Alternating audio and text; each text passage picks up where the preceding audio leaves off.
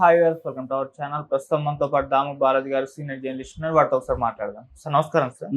Sir Vivekananda Reddy కూతురు YS Sunitha ఇప్పుడు సిబిఐకి అగెనిస్ట్ గా కోర్టుకు వెళ్ళింది సార్. అంటే మొన్నటి వరకు మనం చూసాం సిబిఐ పక్షాన ఉంది అండ్ సిబిఐని తొందరగా వివేక హత్య కేసుకు సంబంధించి అంటే ఎంక్వైరీ చేసి తేల్చాలని చెప్పేసి కూడా కోరింది. సో అలాంటి సునీత ఇప్పుడు సిబిఐకి అగెనిస్ట్ గా వెళ్ళడం కూడా చర్చనీయాంశంగా మారింది. ఎందుకు వెళ్ళింది, మరి ఎవరి పక్షాన సునీత ఫైట్ చేస్తుంది సార్, మీరేం చెప్తారు దీనికి సంబంధించి? వైఎస్ వివేకానంద రెడ్డి హత్య కేసులో రకరకాల మలుపులు జరుగుతున్నాయి. ఇది గత 6 ఏళ్లుగా అనేక నాటకీయ పరిణామాలు చోటు చేసుకుంటున్నాయి.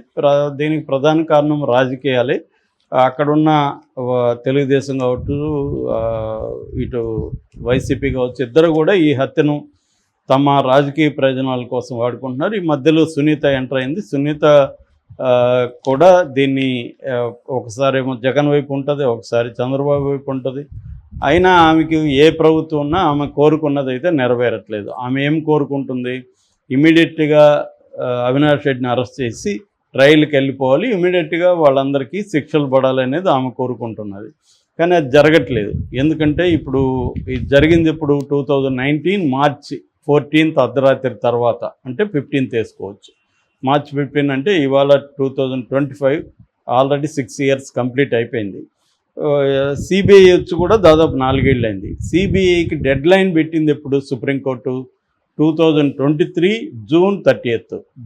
అది కూడా అయిపోయింది. ఇంకొక నెల వస్తే 2 ఏళ్ళు అది కూడా డెడ్ లైన్, సుప్రీంకోర్టు పెట్టిన డెడ్ లైన్ కూడా అయిపోతుంది. ఆల్రెడీ 2 సార్లు ఛార్జ్షీట్ కూడా సిబిఐ వేసింది. కానీ ఇంకా అది ముందుకు వెళ్ళలేదు. గతంలో అంటే జగన్ అడ్డుకున్నాడు అని తెలుగుదేశం మీడియా కావచ్చు, తెలుగుదేశం నాయకులు జగన్ మోడీతో కుమ్మక్కై జగన్ సిబిఐని విచారించకుండా ట్రయల్ జరగకుండా అడ్డుకుంటున్నాడని చెప్పారు. ఇదే సునీత షర్మిల కూడా ఇదే చెప్పారు. మరి ఇప్పుడు వాళ్ళ ప్రభుత్వం వచ్చింది, ఇంకా బ్రహ్మాండంగా మోడీకి వీళ్ళ మద్దతు మీదనే మోడీ ప్రభుత్వం కూడా నిలబడింది.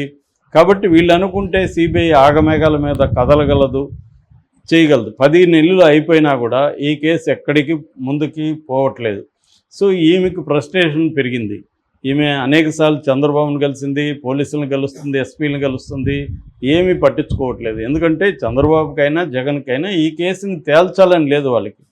వాళ్ళు తమకి ఉపయోగపడితే ఉపయోగించుకుంటారు. ఇది తేలిపోతే వాళ్ళకి ఒక ఆయుధం పోయినట్టే. ఇప్పటికీ చంద్రబాబు దాన్ని పిండుతూనే ఉన్నాడు జగన్కి వ్యతిరేకంగా. ఎవరినో ఒకరిని బయటికి తీసుకొచ్చి దాన్ని ఏదో ఒకటి మాట్లాడి సాక్షులని అదని ఇదని దాని మీద సిట్లు వేయడం, ఇవన్నీ చేసి జగన్ని దాన్ని జనాల్లో బాబాయిని హూకిల్డ్ బాబాయ్ అని చేయాలనేది వీళ్ళ ప్లాన్. అందుకని సినిమాలు తీస్తున్నారు. అటు జగన్ వైపు నుంచి కూడా అది మొన్న కూడా హత్య అని ఒక సినిమా వచ్చింది, అది సునీత వాళ్ళే చంపించారన్నట్టుగా దాంట్లో పెట్టారు. దాన్ని ఎందుకు మరి వైసీపీ వాళ్ళు పెద్ద ప్రమోట్ చేయట్లేదు ఆ సినిమాని. ఎందుకు మళ్ళీ అనుకున్నారో ఏమో తెలియదు. ఏదేమైనా ఇది జగనే చంపించాడని సునీత అంటే చంద్రబాబు, సునీతనే చంపించాడని వైసీపీ, ఇలాగా వీళ్ళు డ్రామాలు ఉన్నారు. సో ఈ నేపథ్యంలో ఈమె నిన్న హైకోర్టులో పిటిషన్ విచారణకు వచ్చింది. ఈమె వేసిన పిటిషన్ను ప్రధాన ప్రతివాదిగా సిబిఐని చేర్చింది.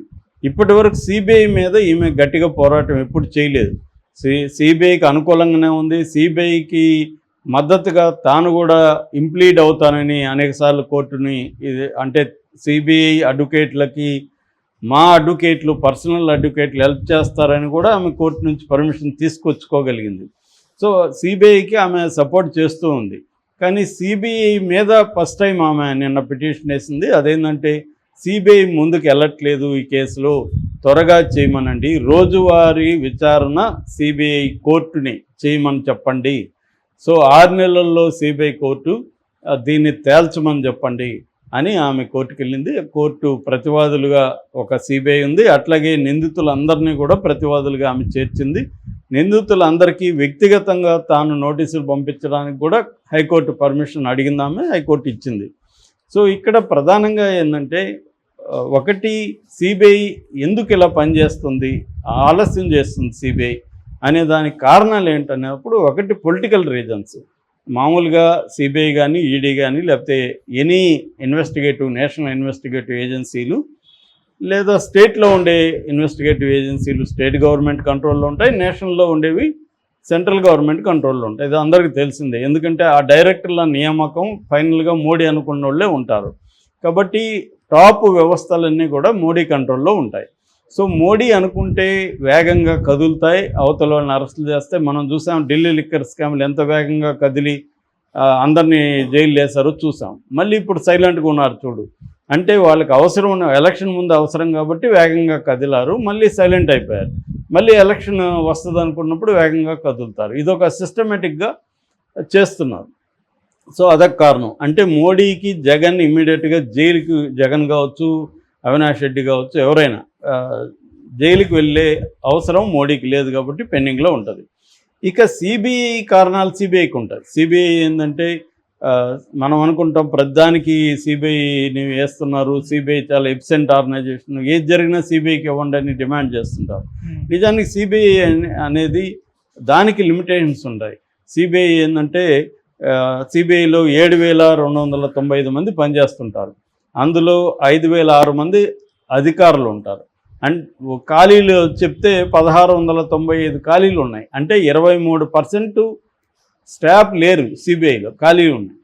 సో ఉన్నది వీళ్ళు. కేసులేమో 1000 కేసులు పెండింగ్లో ఉన్నాయి. దాదాపు 7,300 నుంచి 7,700 కేసులు పెండింగ్లో ఉన్నాయని నేను మ్యాగజైన్స్లో చదివాను. ఈవెన్ గ్రోక్ను అడిగితే కూడా గ్రోక్ ఇదే ఫిగర్ ఇచ్చింది. సో ఆ స్థాయి పెండింగ్లు ఉంటే కేసులు ఎక్కడ సిబిఐ కేసుల్ని తేల్చడానికి ఎంతకాలం పడుతుంది? అంటే కొన్నేమో ట్రయల్ కాకుండా ఉన్నాయి. 6,903 కేసులు, ముఖ్యంగా కరప్షన్ కేసులు ట్రయల్లో కంప్లీట్ కాకుండా ట్రయల్లో పెండింగ్లో ఉన్నాయి. ఒక 658 కేసులు ఇన్వెస్టిగేషన్లో పెండింగ్లో ఉన్నాయి. ఎందుకంటే వీళ్ళకి స్టాఫ్ లేకపోవడం, వేలాది పేజీలు పెట్టాల్సి రావడం. ఫర్ ఎగ్జాంపుల్ ఈ కేసులో చూస్తే, వివేకానంద రెడ్డి కేసులో మొన్న సునీత కూడా పిటిషన్లో పేర్కొనింది ఏంటంటే ఈ ప్రతివాదుల అడ్వకేట్లకి సిబిఐ కొన్ని డాక్యుమెంట్స్ని హార్డ్ డిస్క్లో వేసి ఇచ్చింది. వాళ్ళేమంటున్నారు ప్రతివాదుల అడ్వకేట్లు, అసలు హార్డ్ డిస్క్లు ఓపెన్ కావట్లేదు, మాకు హార్డ్ కాపీలు ఇవ్వండి అంటున్నారు. హార్డ్ కాపీలు ఏమో లక్షల పేజీల్లో ఉన్నాయి. ఎందుకంటే వందలాది మంది సాక్షులు ఉన్నారు, దీంట్లో లక్షల పేజీల వ్యవహారం ఉంది. దాన్నంతా ప్రింట్అవుట్లు తీసి ఇవ్వడం అనేది సాధ్యం కాదు. హార్డ్ డిస్క్లు ఏమో పనిచేయలేదు అంటున్నారు. ఇలాగ 15 మంత్స్ ఈ పాయింట్ మీదే 15 మంత్స్ పెండింగ్లో ఉంది అని సునీత నిన్న ఆర్గ్యూ చేశారు, సునీత తరపున. అంటే ఒక డాక్యుమెంట్స్ ఇవ్వడానికి, మనం రామోజీరావు కేసులో కూడా ఇదే, వాళ్ళ డాక్యుమెంట్స్ కొన్ని లారీలు వేసుకురావాలి, మేము అంత ఇవ్వలేమని మన ఆయన ఉండవల్లి అరుణ్ కుమార్కి చెప్పారు. సో ఆయన మళ్ళీ వాటిని ఫస్ట్ వేసి ఇచ్చారు, మళ్ళీ వాటిని ఇదో అడిగారు ఆయన, సాఫ్ట్ కాపీలు ఇవ్వట్లేదు వీళ్ళు.